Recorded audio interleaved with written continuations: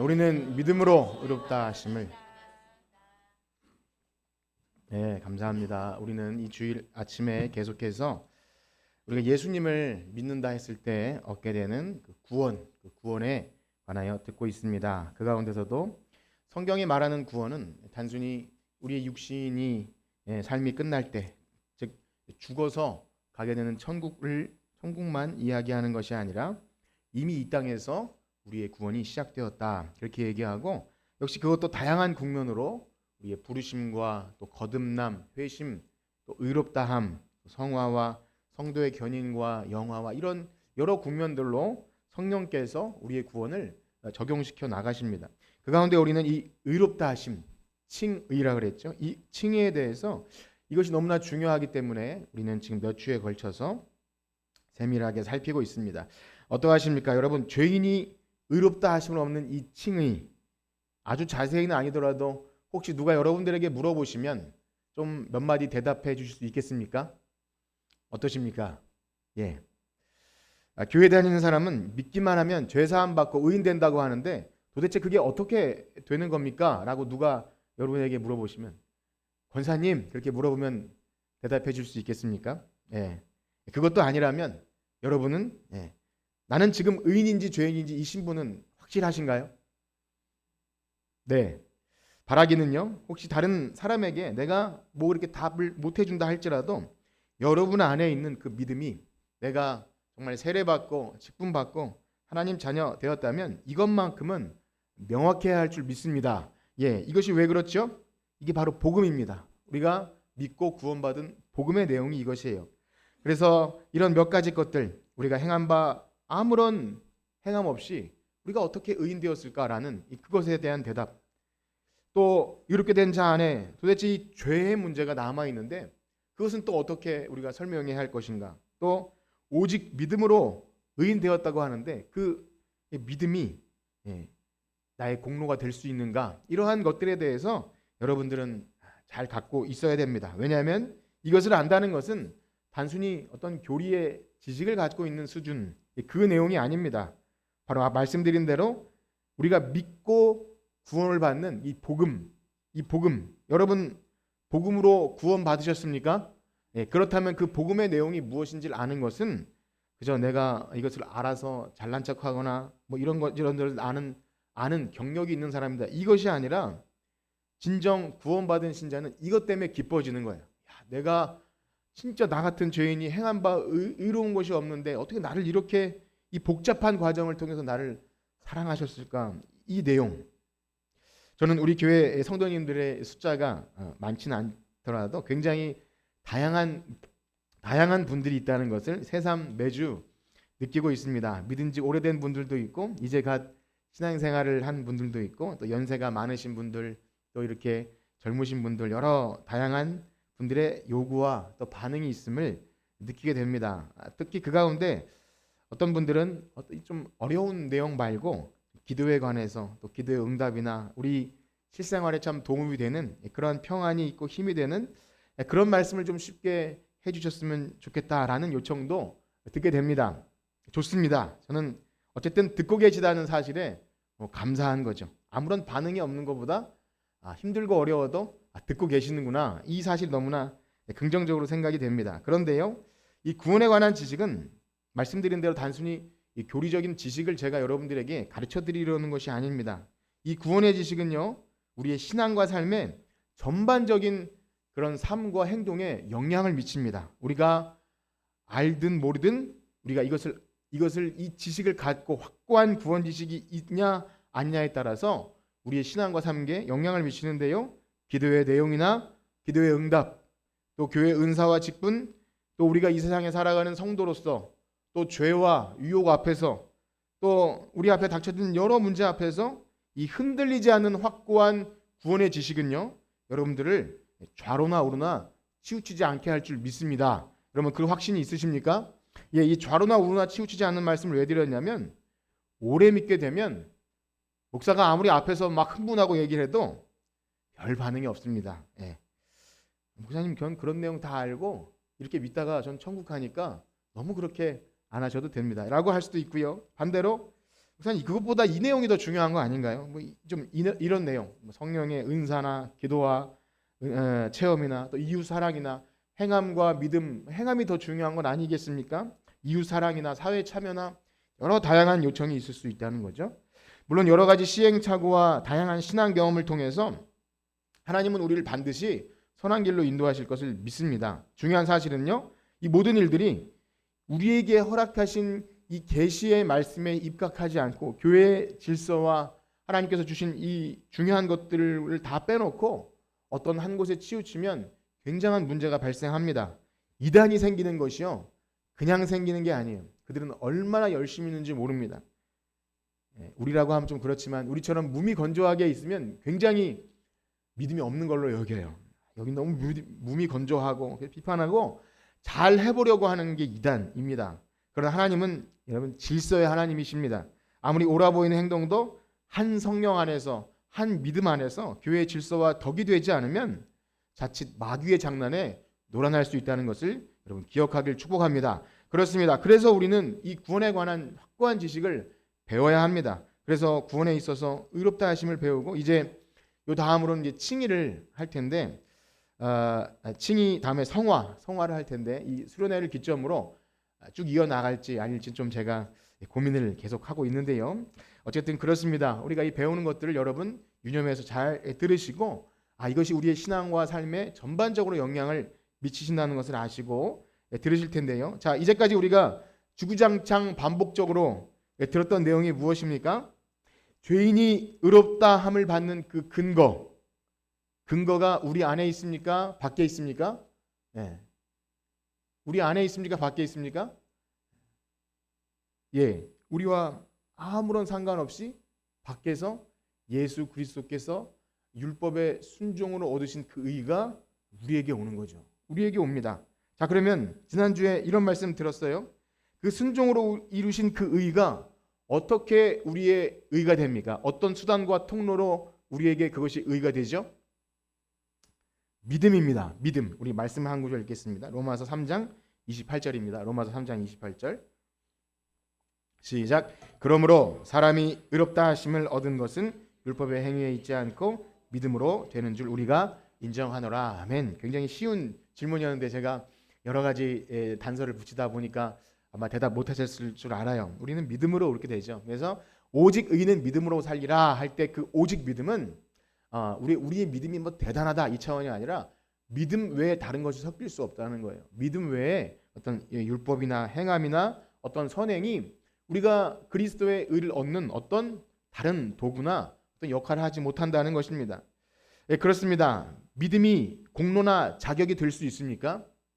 결코 그렇지 않습니다. 우리가 뭘 했다 할지라도 우리가 뭐 믿음 큰 어떤 것을 보였다 할지라도 오직 그것은 우리의 공로나 자격이 될 수 없으면 믿음도 은혜의 선물로 주신다는 것입니다. 여러분 믿으시나요? 예. 그래서 그 의인됨, 또 믿음의 관계를 쭉 얘기하면서 계속해서 말씀드린 것이 있는데 이제 이것이 확고하지만 문제는 우리의 신앙 현실이죠. 우리의 믿음의 현실, 또 우리를 바라보고 있는 믿는 사람이나 혹은 믿지 않는 사람이나 너희들 그렇게 믿음으로 의롭다함 받았는데 도대체 뭐가 달라진 것이냐? 실제로 단적인 예로 믿음으로 의롭게 된다고 하는 이 칭의 교리를 가지고 있는 너희들은 도대체 삶이 왜 그 모양이야? 하고 비판할 때 이 마땅히 대답해 줄 것이 없습니다. 그때 어떤 의심이 듭니까?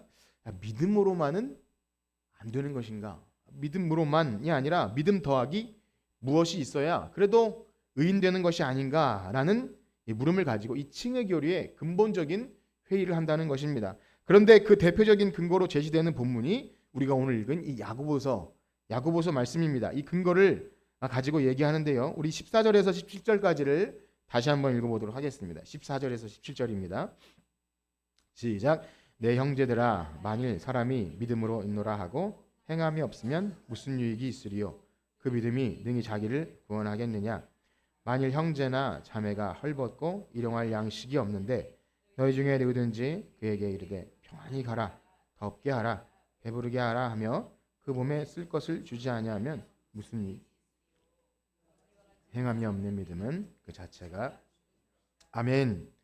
그렇습니다. 앞에서 말한 그런 의문을 갖고 있던 사람들은 이 본문 보고 아마 쾌재를 불렀을 거야. 야, 이것 봐라. 내가 그럴 줄 알았어. 믿음으로만 이렇게 된다고? 성경에 이렇게 나오지 않냐? 행함이 없는 믿음은 죽은 믿음이고, 행함으로 믿음을, 그래서 의인됨에 있어서 행함은 빼놓을 수가 없다, 이렇게 말하는 거죠. 실제로 카톨릭이나 행위구원을 말하는 알미니안들은요, 이 구절을 근거로 이신칭의 교리를 반박했고, 또 그래서 종교개혁자 루터는요, 그래서 이 야고보서를 한때 지푸라기 서신이라고 약간 약간 이렇게 오해하였습니다. 이 야고보서는 정경에 넣으면 안 되는 건 아닌가, 이렇게 좀 오해한 거죠. 그러나 여러분, 성경의 저자는 누구십니까? 하나님이세요. 성령 하나님이세요. 사람이 기록했지만 하나님은 언제나 질서의 하나님이시기 때문에 이랬다 저랬다 하시는 분이 아닙니다. 한쪽에서는 믿음으로 의롭다 여겼다가 다른 한쪽에서는 아니다, 행함으로 의롭게 된다, 이렇게 말씀하시는 분이 아니라는 거죠. 그럼에도 불구하고 다른 주장을 하는 사람들은요, 자신들의 주장에 부합하는 어떤 성경 구절을 찾게 되면 그 진위나 배경은 고려하지 않고 야, 맞다 하면서 자기 주장을 확고하게 하는데 성경을 이용할 때가 있다는 것입니다. 그러다가 아주 극단적인 경우에는 이단들이 그런 걸 잘 활용해요. 성경의 전체 맥락이 아니라 어느 한 부분만 딱 집어가지고 나름 열심히 있는 사람들이 그 주장을 펼칠 때 나도 그렇게 생각했어 라고 말하면서 전체를 싸잡아서 잘못 가리키고 있었구나, 이렇게 말합니다. 거기다가 자신의 옳음을 주장하는 사람들은요, 이상하게 좀 과격해져요. 내가 맞았어, 목소리가 커지고 흥분하고 자기가 아는 것만이 진리라고 그렇게 한쪽으로 치우치는 경향을 보이게 됩니다. 그런데 문제는요, 별로 열매는 없어요. 말만 이렇게 하면 별로 열매는 없다라는 것이죠. 그렇습니다. 우리는 결코 성경을 대할 때 내가 아는 몇 가지 것만 가지고 내가 어떻게 하면 이 반박되는 걸 찾아냈나 싶어서 그렇게 하면 안 돼요. 엄청난 교회 역사 속에서 이미 다 모든 문제는 해결이 됐습니다. 내가 최근에 발견한 몇 가지 것을 가지고 전체를 호도해서는 안 되는 거죠. 자, 그렇다면 어쨌든 야고보서에서 행함이 없는 믿음은 죽은 믿음이라 라고 말하고, 실제로 믿음만으로는 안 된다라는 이런 구절을 볼 때 우리는 어떻게 이해하고 받아들여야 합니까? 우리 24절 말씀 읽어볼까요? 야고보서 2장 24절 시작. 이로 보건대 사람이 행함으로 아니니라. 분명히 문장상으로 볼 때는 행함으로 의롭다 하심을 받고 믿음으로만은 아니니라 했으니까 이제까지 바울이 말한 것과는 정면으로 배치된다라는 이 문장상으로는 어김없이 그렇습니다. 그러면 이미 로마서를 비롯한 갈라디아서, 율법의 행위가 아닌 믿음으로 의롭게 된다는 내용과 정말 이 반대되는 모순되는 그런 내용이겠습니까? 분명히 바울 서신에는 의롭다함을 말하면서 믿음으로만 했고, 야고보서는 의롭다함을 말하면서 행함으로, 믿음으로만은 아니고 행함으로라고 이렇게 얘기할 때 분명히 중요한 것은 이 의롭다 하심에 관련해서 믿음과 행함은 분명히 있는 것입니다. 즉 우리는 이것을 잘 정리해야 합니다. 의롭다 하심과 관련하여 선행, 행함은 어느 위치에 오는지를 우리는 알아야 하는 거죠. 그러나 우리가 이제까지 의롭다함과 관련하여 그 근거와 이유, 통로를 계속 말했습니다. 그 근거가 무엇이고 우리가 그렇게 의롭게 됨을 확실한 그 토대가 어디 있는지, 또 우리에게 오는 그 도구나 수단은 그 믿음을 설명하기 위해서 오직 믿음을 우리는 강조해서 말한 것이, 성경 전체의 맥락에서 볼 때 구원받은 신자에게 있어서 행함은 필요 없다라고 말하지 않습니다. 우리 너무 잘 아는 내용이에요. 그리고 그것은요, 성화와 연결이 됩니다. 의롭다 하심 받은 자에게 있어서 성화는 반드시 있는 것입니다. 예수님께서 복음서에서 말씀하신 그 산상수 내용을 한번 생각해 보십시오.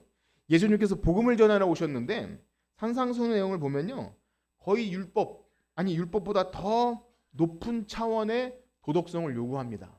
율법은 그저 살인하지 말라, 간음하지 말라 했다면 예수님은요, 형제를 미워하는 자마다 살인하는 것이고 여자를 보고 음욕을 품는 자마다 간음했다. 이게 도저히 인간이 할 수 없는 높은 도덕적 그런 수준을 요구합니다. 그러면 이게 무슨 은혜인가? 바울도요, 그 서신을 보면 앞에서는 교리를 얘기하지만 항상 뒤에는 삶을 이야기합니다. 그래서 로마서 1장부터 11장까지가 구원에 관한 교리라고 한다면 12장부터는요, 그러므로 형제들아 하나님의 모든 자비하심으로 너희를 권하노니 너희 몸을 하나님이 기뻐하시는 거룩한 산제물로 드려라. 이게 명령해요. 이것이 너희의 드릴 영적 예배니라. 막 설명하다가 악에게 지지 말고 선으로 악을 이겨라. 원수까지도 사랑해라. 예수님 말씀을 그대로 하는 거예요. 그러면 도대체 은혜로 구원받았는데 또 이 삶은 무엇인가? 오해할 수도 있지만 앞에 있는 내용을 분명히 봤다면 너희가 은혜를 더하게 하려고 죄에 거하겠느냐? 그럴 수 없느냐? 이런 내용들을 분명히 봤다면 이것이 우리에게 강요되거나 이것을 행함으로 의롭게 된다는 것이 아님을 분명히 우리는 압니다. 진정한 믿음에는 순종이 있어야 되고요.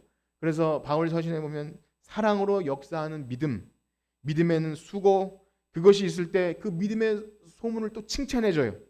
데살로니가 교회는 너희 믿음의 수고가 마게도냐 아가야 지방에까지 이르렀느니라. 우리 한번 그 부분을 읽어볼까요? 데살로니가전서 1장 3절에서 7절입니다. 시작. 너희 믿음의 역사와 사랑의 수고와 우리 주 예수 그리스도에 대한 소망의 인내를 우리 하나님 아버지 앞에서 끊임없이 기억하미니 하나님의 사랑하심을 받은 형제들아 너희를 택하심을 아노라. 이는 우리 복음이 너희에게 말로만 이른 것이 아니라 또한 능력과 성령과 큰 확신으로 된 것임이니라. 우리가 너희 가운데서 너희를 위하여 어떤 사람이 된 것은 너희가 아는 바와 같으니라. 또 너희는 많은 환난 가운데서 성령의 기쁨으로 말씀을 받아 우리와 주를 본받는 자가 되었으니 그러므로 너희도 마가도냐 아가야에 있는 모든 믿는 자의 본이 되었느니라. 아멘. 여기 얼마나 많은 그 겉으로 보여지는 것들을 말하고 있습니까? 우리도 너희 가운데 들어가서 행한 것을 알고 또 복음이 너희에게 말로만 이른 것이 아니라 능력과 성령과 큰 확신으로 되어서 믿음의 수고가 그 옆에 있는 지방에 마게도냐와 아가야 온 지방에 퍼져서 소문이 믿음의 그 사랑의 수고와 그것이 퍼져서 본이 되었다. 야, 믿으면 저렇게 해야 되는구나 라는 그 믿음이 행함으로 나타나게 될 때 그 열매가 맺혔다는 거죠. 믿음의 열매. 여러분 믿음의 열매가 있으시길 축복합니다. 그래서 이 의롭다함을 말할 때 믿음과 행함의 위치는 분명해요. 우린 다 아는 내용입니다. 믿음으로 의롭다함을 얻은 자에게 있어서 행함은요 열매로 나오는 거예요. 반드시 열매로 나오는 겁니다. 그러나 말씀드린 대로 믿음으로 의롭다함을 얻은 사람들에게 있어서 그 열매가 없을 때 나태하다, 또 방종, 또 죄를 그냥 담대하게 짓는다 이런 오해가 있고요.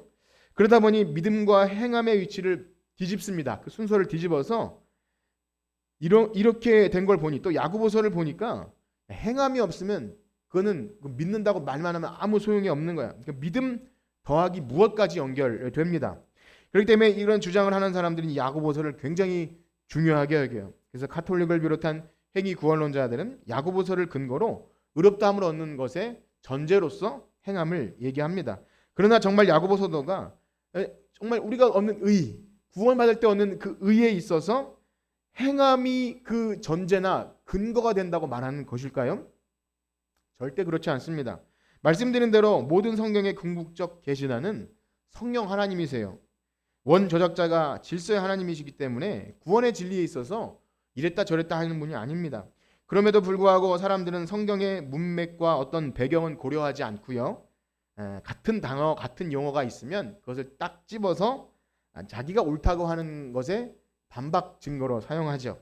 오늘날도 우리가 무슨 말을 하고 뭐 TV나 뉴스나 뭐 어떤 일 있을 때 어떤 맥락과 상관없이 단어만 쏙 빼면 이게 엄청난 큰 차이가 있지 않습니까? 뭐 똑같은 단어이지만 우리나라도 어감이 뭐 아다르고 어다르고보다 똑같은 단어를 써도 그 맥락과 상관없이 읽으면 욕이 될 수도 있고 뭐 칭찬은 아니더라도 뭐 그런 식으로 욕으로 칭찬을 해서 안 되겠지만 어쨌든 그런 게 있지 않습니까? 뭐 제가 예를 들지는 않겠습니다. 어쨌든 그런 거예요. 그래서 바울이나 야고보가 이러한 용어를 쓸 때 어떠한 의도로 어떠한 배경을 가지고 이것을 쓴 것을 우리는 알 필요가 있습니다. 먼저 바울은요 로마서를 비롯한 그의 서신에서 항상 사람이 의롭게 되는 것은 할 때 그 사람은 누구를 말합니까? 그 사람을 죄인으로 바꿔도 돼요. 죄인이 의롭게 되는 것은 행함으로 됩니까? 안 됩니까? 할 수가 없는 거예요. 오직 예수 그리스도의 피로 하나님의 은혜로 값없이 예수님이 이루신 의가 아니면 이 세상에 의인 없고 하나도 없기 때문에 우리가 뭘 해도 우리는 의로울 수 없어요. 그렇기 때문에 이것이 복음이 되는 것은 우리가 행한 바 의로운 행실이 아니라 예수 그리스도를 믿는 믿음으로 의롭게 되니까 이게 복음이 되는 거예요. 만약에 여러분들 교회 나와서 이런 것 저런 것 하세요. 그래야 구원받습니다 하면 이게 어찌게 복음이겠어요? 내 보상이죠. 내가 한 것에 대한 그 상급을 받는 거 아니겠습니까? 그건 전혀 구원은 그렇지 않습니다. 그런데 야고보서가 행함으로 의롭게 된다고 말할 때는 그 말을 하게 되는 배경이 다릅니다. 지금 야고보서 전체 배경을 제가 다 말씀드릴 수 없지만 마치 히브리서처럼 유대인들 또 이미 구원받았다고 하는 그 사람들에 대해서 복음의 지식도 있고요. 나름대로 스스로 구원받았다고 하는 그런 것이 있는데 삶에 아무런 열매도 없는 거예요. 믿었다고만 하지만 실제로 사실 믿었다고 할 수 없는 그런 사람들 향해서 비판하는 좀 훈계하고 책망하는 설교를 하고 있는 거죠. 그래서 히브리서 말씀 같은 데는 얼마나 무섭습니까? 한번 비침을 얻고 이렇게 구원에서 떨어질 것 같은 그런 말씀을 할 때 또 이 구원의 확실성을 의심하는 사람들은 그런 본문을 가지고 그렇게 얘기하지 않습니다. 마찬가지입니다. 야고보서도 그런 맥락이 있는 거예요. 그러므로 야고보가 말하는 행위는요, 믿음이 참됨을 드러내는 어떤 행위로서 성화와 연결된다는 것을 알 수 있습니다. 진짜 믿음이 있으면 이러한 삶의 열매가 나와야 되는데, 그래서 예수님께서도 그들의 열매로 알리라, 그 열매를 얘기하시는 것 같죠. 말로만 하게 되는 공허한 신앙 고백. 우리 오늘 예배 시간에 신앙 고백을 했고 우리 교회 나와서 여러 가지 이 찬송 부르고 이 종교 행위를 하지 않습니까? 이 구원 교리에 대한 지적인 동의도 있고 알고 또 이렇게 동의하는데요. 야고보 사도는요 이렇게 말해요. 귀신도 믿고 떠느니라. 귀신도 그 정도는 안다는 거예요. 그러니 야고보 사도가 자신은 구원받기 충분한 믿음을 가졌다고 하는 사람들에게 거기에 안주하는 사람들 향해서 행함이 없는 믿음은 죽은 믿음이라 그렇게 선포하고 있는 겁니다. 그렇게 강조할 때 믿음 우리가 의롭게 되면 행함이 있어야 되는 거 이렇게 오해하는 사람은 없는 거죠.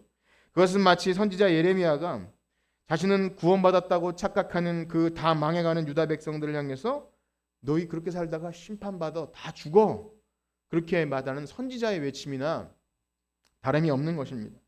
그렇습니다. 우리 교회 공동체가 함께 계속 읽고 있는 이 예레미야 말씀에 보면 여러분 한 주 동안 예레미야를 좀 읽으셨습니까? 새벽에도 요청이 있어서 이렇게 보내드리곤 하는데요.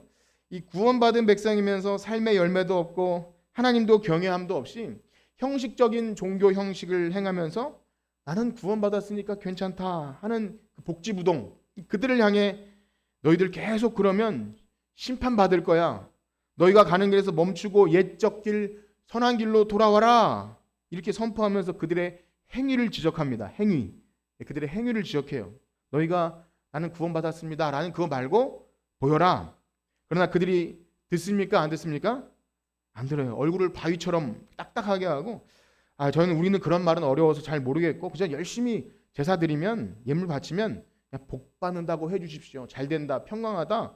복 받는다고 해주십시오. 그러면서도 우상에 갔다가 여호와의 성전에게도 갔다가 이렇게 할 때 뭐라고 하시죠? 여기가 여호와의 성전이라고 하지 마라. 그렇게 외칩니다. 우리 예레미야서를 한번 읽어보겠는데요. 예레미야서 7장입니다. 우리 성경을 다 펼쳐서 좀 예레미야서를 좀 읽을 것이기 때문에 예레미야 7장 먼저 1절에서 4절까지를 한번 읽도록 하겠습니다. 예레미야서는 구약 성경 1063페이지에 있습니다. 제가 가진 성경으로는 1061페이지 예레미야서 7장 1절에서 4절입니다.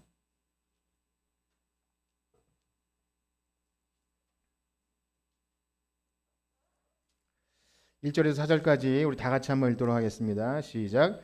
여호와께서 예레미야를 때 말씀이 임하니라 이르시되 너는 여호와의 진문에 서서 이 말을 선포하여 이르기를 여호와께 예배하러 이 문으로 들어가는 유다 사람들아 여호와의 말씀을 들으라. 만군의 여호와 이스라엘의 하나님께서 이와 같이 말씀하시되 너희 길과 행위를 바르게 하라. 그리하면 내가 너희로 이곳에 살게 하리라. 너희는 이것이 여호와의 성전이라 여호와의 성전이라 여호와의 성전이라 하는 거짓말을 믿지 말라. 하나님은 예레미야에게 말씀을 전하라고 하시는데 한 곳을 딱 정해 주십니다. 그것이 어디냐면 여호와의 성전이었습니다. 오늘날로 말하면 예배당 문 앞에 서서 하라는 거겠죠. 여러분, 구약의 성전은 무엇입니까? 성전은 그야말로 하나님의 임재 장소입니다. 하나님이 예배를 받으실 때 빽빽한 구름으로 성전에 가득한 그 하나님의 임재를 모습을 보였던 너무나 거룩한 곳이에요. 하나님은 출애굽한 이스라엘 백성들에게 시내산에서 처음에 언약하시면서 내가 이제 너희들 가운데 거하겠다라는 의미로 성막을 만들어 주십시오. 이제 그 성막이 가나안 땅에 들어가고 왕국이 세워진 이후에는 다윗에게 성전 건축할 마음을 주셔서 하나님의 그 전이 이 천막에 거하는 것이 너무나 나는 이렇게 좋은 집에 사는데 불편한 거예요. 인간적인 마음이겠지만 하나님이 그것을 귀히 보셔서 솔로몬에게 성전을 짓게 하셨고, 성전 그 지금 말하는 이 성전이 솔로몬 성전인 거죠. 그렇습니다. 유대인들에게 있어서 성전이란 그야말로 하나님이 그들과 함께 하시는 상징이에요. 그리고 구원받은 백성을 말하는 증거의 장소입니다. 솔로몬의 기도처럼 성전을 향해서 기도만 해도 내가 너희의 기도를 들으시겠다고 하는 생명과 복의 상징이 바로 성전입니다. 그런데 하나님께서 왜 예레미야를 성전 문 앞에 서서 예배하러 이 문으로 들어가는 사람들에게 선포하라고 하시죠? 3절에 보면 너희 길과 행위를 바르게 하라. 내가 이곳에서 살게 하리라. 그러니까 즉 이것을 바르게 하지 않으면 쫓아내겠다. 무엇입니까? 그들의 행위를 지적하면서 정말 하나님의 백성임을 행위로 드러내라. 그러면서 계속 기회를 주십니다. 좀 상황이 이상하지 않습니까? 지금 예레미야가 어디서 무엇을 하러 가는 사람들에게 외친다고요? 성전에서 예배하러 들어가는 사람들을 향해 외쳐요. 우상의 신전이나 유흥가나 술집이나 성도들이 가지 못할 곳을 길을 막고 서서 야 여러분 여기 가지 마십시오. 성전으로 가십시오라고 하는 게 아니라 성전으로 예배하러 들어가는 사람들을 향해서 외치는 이 아이러니한 상황, 우리는 어떻게 봐야 합니까? 하나님의 말씀에 반응하지 않고 삶은 변화되지도 않으면서 헛된 종교 예식을 하면서 복 달라고 구하는 그들에게 우상에게 제사하듯 예배하는 그 예배를 받지 않으시겠다는 그 말씀이죠. 그래서 지금 예배하는 그들에게 뭐라고 하죠? 3절에 보면 너희 길과 너희 행위를 바르게 하라. 그렇다면 이 말씀이 여러분 예배하러 들어오신 여러분들에게 정성스럽게 좀 예배 드리시고 예배 시간에 좀 졸지도 말고 올바른 태도로 앉아서 헌신하고 좀 봉사도 하고 그렇게 하라는 말일까요? 우리 5절에서 7절까지를 한번 이어서 읽겠습니다. 7장 5절에서 7절 시작. 너희가 만일 길과 행위를 참으로 바르게 하여 이웃들 사이에 정의를 행하며 이방인과 고아와 과부를 압제하지 아니한 무죄한 자의 피를 그곳에서 흘리지 아니하며 다른 신들 뒤를 따라 화를 자초하지 아니하며 내가 너희를 이곳에 영원 무은토록 준다. 아멘. 바로 이웃들 사이에 정의를 행하고 이방인과 고아와 과부를 압제하지 아니하며 이웃 사랑을 말하는 거죠. 무죄한 자를 피를 흘리지 않고 불법과 부정과 또 다른 신들의 뒤를 따라 화를, 그러니까 우상 섬김, 하나님의 그 율법 계명을 말하는 거예요. 언약 백성에게 주신 그 율법, 하나님 사랑과 이웃 사랑을 말씀을 따라 살라는 거죠. 만약 그들에게 성전을 주신 의미만 그들이 확실히 기억해도 애굽의 종되었던 그들을 구출해 주신 그 의미로서 준 성전의 의미만 알아도, 이 구원의 의미만 알아도 그들이 이방인과 고아나 약자를 압제하지 않았을 것입니다. 그러나 성전은 정말 무엇이죠? 아담의 죄로 인해서 이제 그 최초의 성전, 최초의 에덴 동산이 최초의 성전인데요. 여기서 쫓겨나지 않습니까? 그런데 그 죽을 길로 가는 인생들에게 하나님이 낮고 천한 인생들 가운데 들어오셔서 내가 너희들 가운데 거하겠다. 임마누엘이죠. 임마누엘이 무엇입니까? 하나님이 우리와 함께 하시다는 그 증거로 주신 것이 성막이에요. 우리가 하는 것이 아니라 일방적으로 주신 것이 성막이에요. 회복과 구원의 상징입니다. 그 최고의 결정체는 어디서 드러납니까? 바로 사람의 몸을 입고 오신 예수님이 참 성전 되어주셔서 이 낮고 천한 이 땅에 우리와 같은 죄인을 구원해 주시기 위해서 성전을 주신 거예요. 그러나 이스라엘 백성이 그러한 성전의 의미는 무시한 채로 여기가 여호와의 성전이니까 열심히 나와서 복 빌면 복 주겠지. 그런데 그런 예배를 받지 않으시겠다는 겁니다. 그래서 3번이나 외치죠. 이것이 여호와의 성전이라, 여호와의 성전이라, 여호와의 성전이라 하는 거짓말을 믿지 말라는 거예요. 거짓말이라는 거예요. 이 거짓 선지자 타락한 제사장들의 거짓과 속임수로 여기가 하나님의 전이니까 여기서 열심히 나와 기도하십시오라고 하는 그것을 하지 말라는 거죠. 그것은 예수님 말씀처럼 나더러 주여 주여 하는 자마다 다 천국에 들어가는 것이 아니다 라는 말씀과 동일한 것이고요. 삶이 변화되지 않은 헛된 종교의식은 오히려 하나님을 없인 여긴다는 것입니다. 그래서 하나님은요, 너희들이 하는 그 행위가 내 집을 강도의 소굴로 만드는구나, 그렇게 말씀하시죠. 우리 8절에서 11절까지 이어서 읽겠습니다. 8절에서 11절입니다. 시작. 보라, 너희가 무익한 거짓말을 의존하는도다. 너희가 도둑질하며 살인하며 간음하며 거짓 맹세하며 바알에게 분향하며 너희가 알지 못하는 다른 신들을 따르면서 내 이름으로 일컬음을 받은 이 집에 들어와서 내 앞에서 서서 말하기를 우리가 구원을 얻었나이다 하느냐. 이는 이 모든 가증한 일을 행하려 함이로다. 내 이름으로 일컬음을 받는 이 집이 너희 눈에는 도둑의 소굴로 보이느냐. 여호와의 말씀. 그렇습니다. 이렇게 된 원인이 무엇입니까? 바로 하나님의 성전에 기생하면서 자기 밥그릇을 챙기려고 하는 제사장과 선지자들이 여러분 여기는 여호와의 성전이니까 나와서 열심히 빌면 복을 받을 것입니다. 무익한 거짓말로 가짜 평안을 얘기했다는 거죠. 무엇입니까? 성도들의 삶은 하나님과 멀어져 가고 있고 불법을 행하고 세상에 속한 사람들과 별반 다름없이 살아도 그런 갖고 아무 상관없이 교회 출석해서 예배하고 헌금하고 돌아가면 자녀도 잘 되고 하나님이 지켜주셔서 직장도 잘 되고 모든 것이 형통할 것입니다 라고 하는 것이 거짓말이라는 거예요. 하나님은 너무 몹시 화가 나셔서 내 이름으로 일컬음 받은 이 집이 너희 눈에는 도둑의 소굴로 보이느냐, 그렇게 무섭게 책망하십니다. 그리고 나서 하시는 말씀이 너희들은 내가 처음으로 내 이름을 둔 처소 실로에서, 내가 실로에서 행한 것이 뭔지를 한번 떠올려 봐라, 이렇게 말씀하시죠. 우리 12절 말씀 읽겠습니다. 12절 시작. 너희는 내가 처음으로 내 이름을 둔 처소 실로에 가서 내 백성 이스라엘의 악에 대하여 내가 어떻게 행하는지를. 그럼 실로에 대해서 많은 설명을 드리지 않겠지만, 실로 하면 이제 무엇이 생각나야 되냐면요, 사사기와 사무엘로 넘어오는 사이에 여호와의 그 성막이 실로에 있었는데, 사무엘에서 시작해 보면 이스라엘 백성이 블레셋과 전투를 합니다. 전쟁이 일어나는 거죠. 집니다. 그래서 종교 지도자들과 하는 지도자들이 모여서 야, 이거 어떻게 우리가 이길까? 아이디어를 떠올랐어요. 뭐죠? 법궤를, 여호와의 궤가 들어있는 거룩한 궤를 가지고 나가면 우리가 이길 수 있겠다. 그들의 머릿속에서 그런 결론이 내립니다. 가능하죠. 하나님이 함께 하시는 상징이니까요. 왜냐하면 궤는 하나님의 임재의 상징이고 이것만 가지고 나가면 싸우면 이길 것 같은 생각이 들었습니다.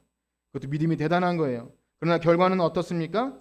궤는 빼앗겼고, 얼마나 참 말할 수 없는 그 비극적인이죠. 하나님의 임재의 상징 궤는 블레셋에 빼앗겼고, 그 패역한 엘리 제사장과 두 아들 다 제사장인데 한날 한시에 다 죽음을 당합니다. 그게 바로 성막이 실로에 있을 때 그 사건이죠. 그때도 역시 이스라엘 백성은 자신의 소견에 옳은 대로만 행하고 하나님의 뜻대로 행하지 않는 제사장과 선지자들, 하나님의 임재의 상징인 법궤를 들고 나가는 방식으로 바로 이방 우상에게 주술적인 방식으로 하나님을 섬겼음을 말하는 거죠. 사사기 시대에 있었던 그 패역함이 그대로 그들에게 있었던 것입니다. 그러나 하나님은 인격적인 하나님이시며 나무 상자에 거하시는 분이 아닙니다. 돌로 만든 건축물에 거하시는 분도 아니시죠. 다만 자기 백성이 마음을 다해 진실로 말씀에 순종하고 그 뜻대로 살아갈 때 그 언약 속에서 그 인격적인 삶의 예배를 통해 나는 너희의 하나님이 되고 나는 너희의 백성이 되겠다, 이 언약을 유지하기를 바라셨던 거예요.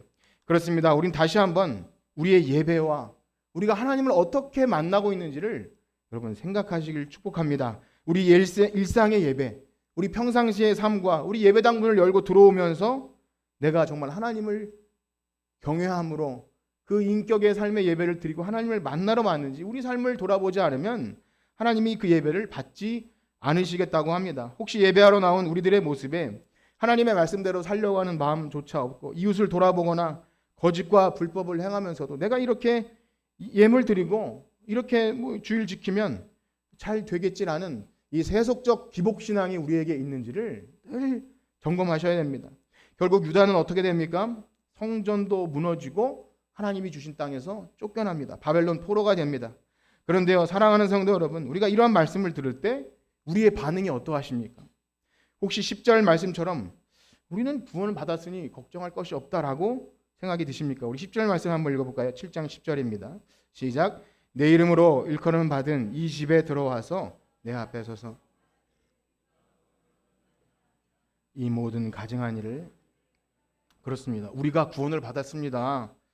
성도 여러분, 저는 설교를 준비하면서 항상 고민하는 것이 이거를 이렇게 다 해놓고 고민하는 것이 본문이 어쨌든지 간에 여러분들은 다 좋은 사람들이고 구원 얻은 백성이 염려하지 말라고 좋은 것 생각하고 평강을 얘기하고 기분 상하지 않도록 힘을 내서 잘 돌아갈 수 있도록 그렇게 결론을 마무리 지으려고 애씁니다. 예. 그래서 이렇게 원고를 만들어 놓고도 이걸 그대로 해야 하나 이 갈등에 사로잡힌 성경을 보면 볼수록 그런데 그것은 성도를 망하게 하는 길이라고 거짓 목사가 하는 길이라고 그렇게 말씀해 주세요. 참된 백성은 책망의 말씀을 들어도 죽지 않을 줄 믿습니다. 하나님 말씀은 살아있고 운동력이 있어서 진짜 살아야 되는 백성에게는 진짜 말씀이 선포되어져야 돼요. 평강하다 평강하다 그냥 그렇게 얼르고 달래는 것으로 영원히 살지 않는다는 것을 성경이 말하고 있습니다. 입술로는 구원받았다고 말하고 자신은 죽어서 천국에 갈 것이라는 확신이 있어도 말씀에 반응하는 것이 없다면 그것을 뭐라 그러는 겁니까? 죽은 믿음이라. 따라해 볼까요? 죽은 믿음. 죽은 믿음이라고 합니다. 그 실제로 죽은 믿음이라고 하죠. 예레미야 시대에 아무리 사람들을 향해서 고아와 가부를 향해서 이렇게 돌보라 뭐 이런 얘기가 있어도 저는 구원받았는데 왜 그렇게 뭐 이런 걸 강요하십니까? 라고 반응했다는 거예요. 여호와의 전이 아니다. 여호와의 전이 아니다. 여호와의 전이 아니다. 아니 내가 나와서 예배 드렸는데 뭐 자꾸 뭐 전이 아니다. 이렇게 하십니까? 그런데 그것이 죽은 믿음이다. 라고 말하는 겁니다. 믿은 지 오래되었는데도 생기 있는 신앙생활을 하지 못하고 세상과 교회에 한 발짝씩 걸치고 그리 연명하는 신앙생활을 해도 괜찮습니다. 어쩌다가도 나와서 예배하고 헌금하시고 하면 괜찮습니다. 마당만 밟고 가셔도 됩니다. 라고 말하면 저는 거짓말하는 자라는 거짓말하는 목사가 될 수는 없지 않습니까? 그래서 그런 것을 보고 야고보 사도는 행함이 없는 믿음은 죽은 믿음이라 바로 이 차원에서 이 얘기를 하고 있는 거예요. 이것을 맥락을 알아야 행함 그게 행함이구나 이렇게 아는 거죠. 그렇습니다. 이것이 바로 야고보 사도가 행함이 없는 믿음은 죽은 믿음이라고 할 때 이 말씀과 연장선상에 있는 것입니다. 그러니 우리가 만약 이 구원에 관한 거룩한 칭의 교리를 배우고 또 의인됨의 변함이 없고 그리스도의 사랑에서 우리는 결코 끊어지지 않으며 우리가 천국 가는 그날까지 성도의 견인으로 말미암아 우리를 끝까지 지키시리라고 하는 이 말씀이 혹시 우리를 나태하게 하고 게으르게 하고 우리 신앙의 생기가 빠지게 하고 죄를 담대하게 짓게 한다면 그건 뭐죠? 예수 그리스도의 의가 우리의 의가 되었다고 하는 그 사실 믿지 않는 것입니다. 죽은 믿음이라는 것이고요. 또한 우리가 죄로 인해서 완전히 지옥 갈 수밖에 없는 죄인이라는 사실은 반밖에 믿지 않는 거예요. 조금 뭐 이렇게 되는 거죠. 그것을 알지 못한 채로 가짜 평강을 주는 말씀에 의존되어서 거짓 평안을 구하고 그렇게 세상 복을 구하는 헛된 예배를 드릴 때 성전을 빼앗기고 바벨론의 포로가 되었던 유다인들처럼 또 성전에서 장사하는 자들을 쫓아냈던 예수님의 책망을 들은 사람처럼 우리는 오늘 책망을 들을 수밖에 없는 것입니다. 그러므로 사랑하는 성도 여러분, 우리 이 의롭다함과 행위 그리고 믿음 얘기할 때 우리는 이 순서를 정확히 알아야 됩니다. 바울 사도가 말한 것과 야고보 사도가 말한 것은 절대 배치되거나 모순된 이야기가 아니라 이 모두가 다 염두되어지지 않으면 우리의 믿음이 가짜 믿음이 될 수밖에 없다는 것을 기억하길 축복합니다. 바로 믿음으로 의롭다한 상도에게 당연히 있어야 될 행함, 여러분들의 예배와 삶과 있어지는 모든 것, 누가 우리를 평가하지 않아도 열매는 반드시 있는 것입니다. 그런 의미에서 교회는 너무 중요합니다. 교회는 바로 그 믿음의 열매가 드러나는 자리입니다. 서로 돌아보아 사랑과 선행을 격려하며 그날이 오늘을 가까이 볼 때까지 가까이 오늘 볼수록 더욱 그리하라라는 그 말씀이 정말 내가 믿음으로 의롭게 되었다는 것을 그 열매가 드러나고 검증받는 자리가 어디라고요? 교회입니다. 교회는 구원의 통로입니다. 예배만 드리고 바쁘게 돌아가는 사람들에게는 결코 찾아볼 수 없고 요구되어지지 않습니다. 진짜 믿음이 있을 때 늘 받으려고만 하고 내 시간을 남에게 주는 걸 그걸 허비라고 생각했던 자신이 그 구원의 은혜가 감사하면 섬김의 자리에 나오고요. 나보다 연약한 지체에 관심을 갖고 수고를 하면서도 감사와 은혜가 넘침을 경험하는 것이 내가 믿음으로 의인 되었다고 하는 것이 드러나는 자리가 교회라는 것입니다. 진짜 믿음이 있는 성도들은 단순히 교회에 출석하고 연명하는 것으로 그칠 수가 없어요. 그 넘치는 은혜와 사랑 때문에 어떻게 하면 이것을 내가 드릴 수 있을까? 주신 은사와 직분을 가지고 섬길 수밖에 없어요. 내가 일하다가 애매한 소리를 들어도 사랑과 온유와 온의 참음과 그것이 드러나게 되는 자리가 교회입니다. 이것은 결코 여러분들에게 뭐 교회에 충성 봉사하시고 물질로 헌신하고 이 말씀을 드리는 것이 아닙니다. 결코 그것은 강요한다고 억지로 되지 않습니다. 직분 준다고 설득해서 되는 것도 아니고 어떻게 직분 받아도 그 끝이 다 초라할 수밖에 없습니다. 무엇이죠? 과연 우리는 오늘 말씀에 합당하게 반응하고 계십니까?